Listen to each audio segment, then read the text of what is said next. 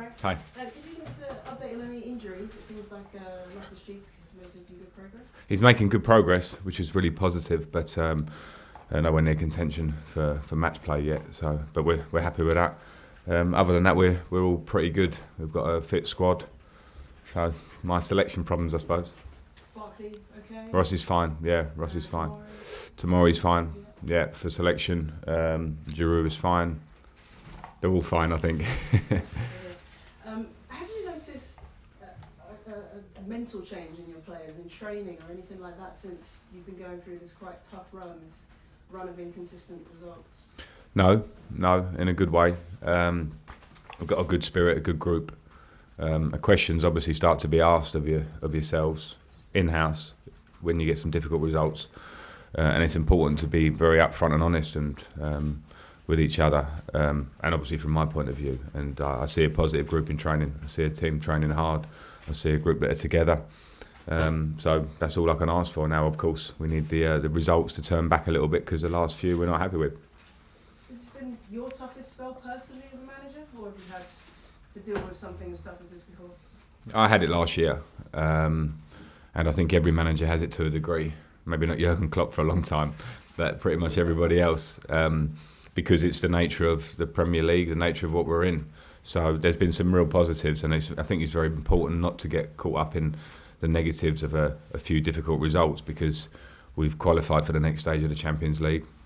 We're in full position, which I don't think many people would have given us that in coming towards Christmas. So, of course, at the moment, we know we can do better in recent games, but I think the big picture is we need to be confident and positive and keep moving forward. You've already said that you want to strengthen the team in January, particularly in a creative role left by Eden Hazard. Is there any other areas that you think you might focus on in January? Only areas that are in my head and discussions we have in-house. So until January starts, we won't get too far with that. But things that I see, I'm not going to divulge in public now. What's the most important thing is Tottenham and the games in the interim.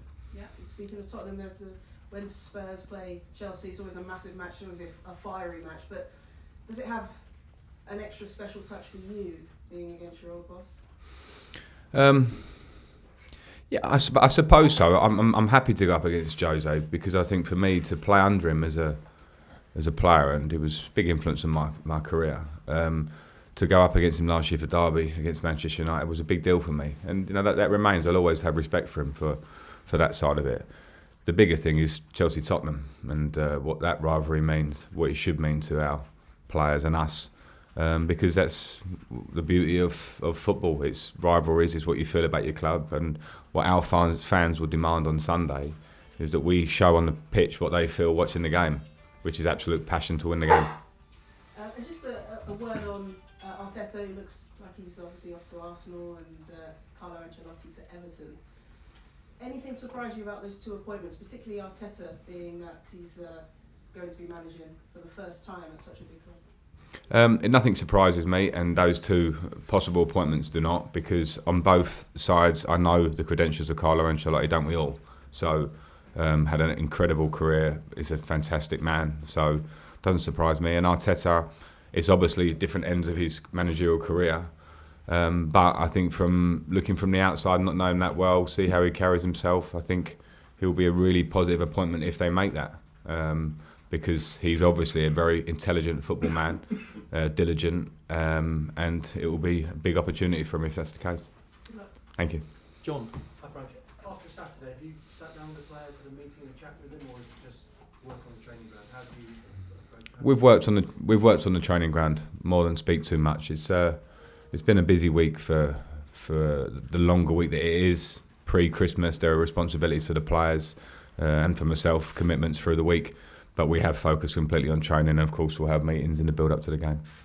On Jose, obviously you've spent a long time with him. Is there one thing that you would take from learning from him? Is there one specific thing that you'd say, that's what he was really good at, that you'd take with you into your career? Not one thing, no. Not one thing. He was a good manager, loads of good attributes, but I wouldn't try to be a clone of anything. No, I wouldn't. And how different proposition of Tottenham now do you think, now Jose's there? Well, always difficult. When you see a team that made it to the Champions League final last year, it's been a regular top four team for the last few years. who've got incredible talent in their team, world-class talent and threats, then they're always difficult. And Jose is a top manager, so it stays a very difficult match. You've had some good performances away from home. The away record is slightly better than the home one this season. In a way, you're a bit more comfortable at the moment playing away? Possibly, and that's something we need to address.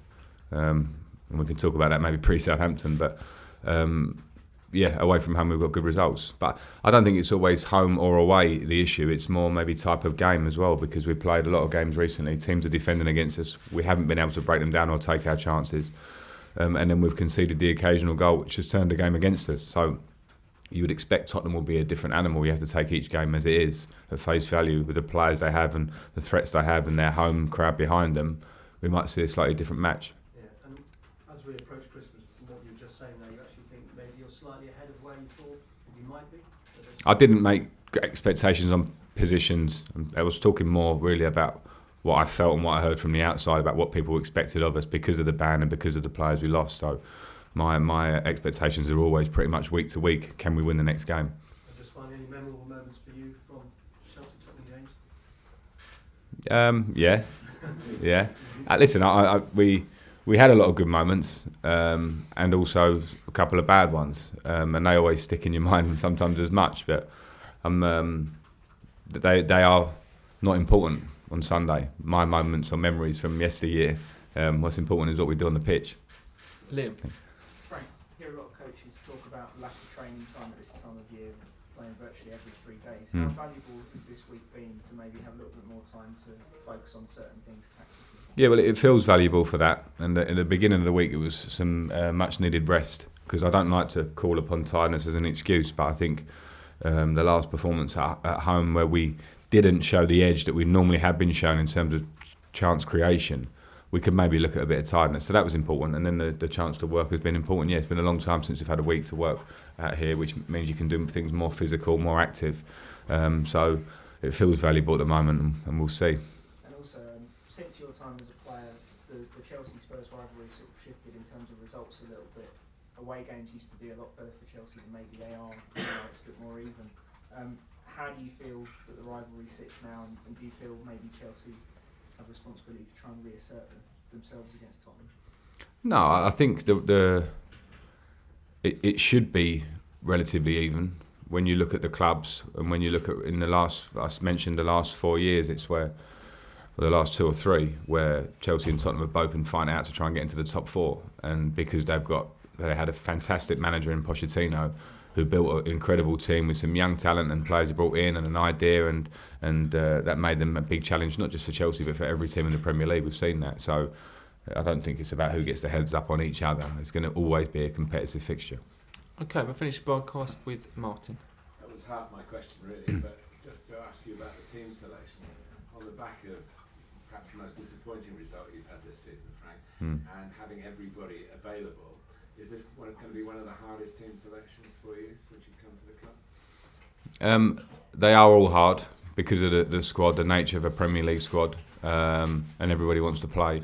But I know what you mean, and a lot of people are fit now. We have decent numbers and a competitive squad. They're all showing that in training, and I have to choose what I feel is right. And yeah, off the back of a result, I think that the edginess that brings, not having a positive result last week through training, has been good. So players are trying to push to show they want to be in this big game. So it makes it quite difficult, yeah. If you're out of the team and they lose to Bournemouth, you want to be in the team the next week, basically. Yeah. That's what you're having to deal with, I guess. Yeah, and the rules are always the same. It's what you do day in, day out that gets you back in that team, and not just every Saturday or every match day. It's every training session and how you are around the group and all those things. So I'll take all of those into account. Okay, cameras off, please.